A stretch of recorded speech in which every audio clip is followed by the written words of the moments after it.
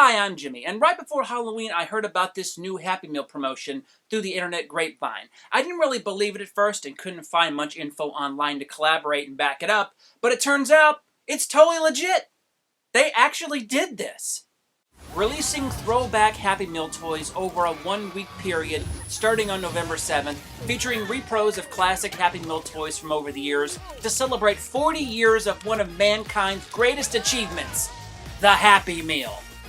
And what a selection of toys! We've got a Cowboy McNugget from 1988, a Fireman McNugget from 1988, a Mail Carrier McNugget also from 1988, Hamburger Changeable from 1989, Grimace from 1990, a Dino Happy Meal Box Changeable from 1991, McDonald's Hot Wheels Thunderbird from 1993, the Hamburglar from 1995, Power Ranger from 1995, a Space Jam Bugs Bunny from 1996, Patty the Platypus, a Tiny Beanie Baby from 1997, 101 Dalmatians from 1997, Tamagotchi from 98, My Little Pony from 98, Furby from 99, Sorcerer's Apprentice from 2002, and Hello Kitty from 2013. And it all starts November 7th and lasts through the 11th, and by the time on my watch, actually it's a Fitbit, doesn't tell time at all, it's actually November 7th right now. So let's go out to McDonald's and get some Happy Meal toys and see what we get.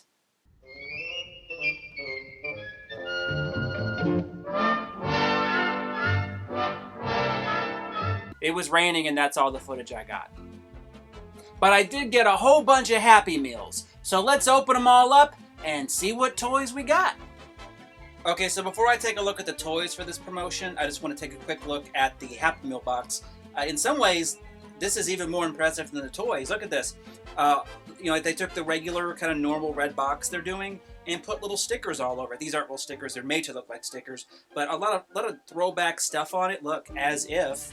So here we go with the first one I'm opening. I guess I should just sit back and pretend like I don't know what these are, each one, but actually I do, because on the packages here, even though you can't see what's inside, it does say that this is Happy Meal toy number 1 from 1987. And you can look online and see exactly what each one of these is, so I'm not surprised what each of these are, but for the sake of the video, let's just pretend that I am.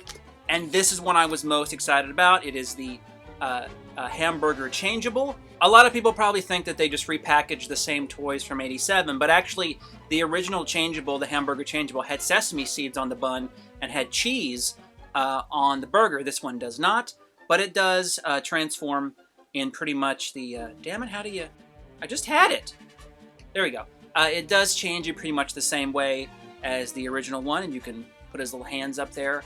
If you saw my Happy Meal top 10 list, the Changeables were really high on the list, so I'm really glad that these were included, because they're one of my favorite Happy Meal toys. Alright, next one is number 6, and good lord, am I nostalgic for this. We have the Grimace. Nothing can kill the Grimace. Not a whole lot to say about this one, but if you're an old man like me, just the sight of this purple thingamabob just gives you all the nostalgic vibes. So I'm really happy that I got a Grimace. And we have, from 2002, we have the Sorcerer's Apprentice Mickey Mouse. Really nice sculpt on this. Of course, this is from 2002. So I don't have much nostalgia for these particular toys, but I think this line was like, I think they released like, because it was like 100 years, 100 years of Disney. I think there was 100 different toys. I think maybe that was the idea. So I guess if they had to pick one from that line, this is a really good one to pick, because I do love Fantasia quite a bit. Alright, next we have toy number 3 from 1988, and of course going back, the further we go back, the better the toy, and what can be better than a Chicken McNugget. This is the mail carrier. I think it's a female carrier. Is it? It's got long hair. So I think this is a female carrier. Which is even better, because in 2019 we need to have more female carriers from male carriers. Maybe, I don't know. Should I delete that part out? It sounds weird. I love that they included these, like I said, but I really wish they would have included the Halloween ones that were dressed as clowns and witches and all that kind of stuff, which I have the pillows of that in my living room. Hopefully I'll remember to cut to those. From 1998, and we have the Tamagotchi. So, and this has a battery in it, looks like, but I have no idea what it does. I have no idea what I'm doing. Oh, yes. Hold on. Oh, I figured it out. You press the button and it comes on. Yeah, this is really stupid. But hey, I'm sure if you were around that right age when this came out, it's really cool that they made Tamagotchi as a Happy Meal toy again. So I hope this pleases you, because I'm at a loss for words. From 1996, and oh my gosh, talk about something that's going to excite a lot of people other than me. We have Space Jam Bugs Bunny. Yeah, I remember that these all hooked together. You could get all the different Space Jam characters. I don't know if they made the Monstars or not. I like that Monstars anthem. You remember that? I'll insert that right here.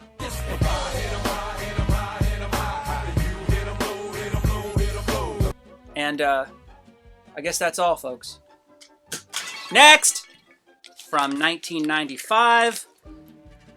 And it is the Red Power Ranger. Again, I'm sure this will please a lot of you because there's a lot of fans out there of Power Rangers. God, his hand doesn't even... Does his hand not... His hand's stuck in this... Well, anyway, here's a Power Ranger. But I'm sure a lot of you, at just the sight of this little red man, brings back all kinds of memories of Bulk and Skull and Amy Jo Johnson, or whatever the Pink Ranger's name was. Of course, being me, that's the only thing I remember, because here's a picture. Yeah, that's the only thing I remember about Power Rangers, to be honest. Because while you were age appropriate for Power Rangers at the time, I was age appropriate for... So, that's it. Moving on, and we have one more, so, what the f*** is this? Don't you hate when you go to the McDonald's and get a Happy Meal and you want a specific line of the toys, but instead they still have the previous toy? Or maybe this is for the next promotion because the Happy Meal 40th anniversary is just 1 week. So instead, I got a goddamn Pokemon ball. Look, it clips onto my belt. God, I look really fat in this shot, don't I? Number 7, again this is from 1995.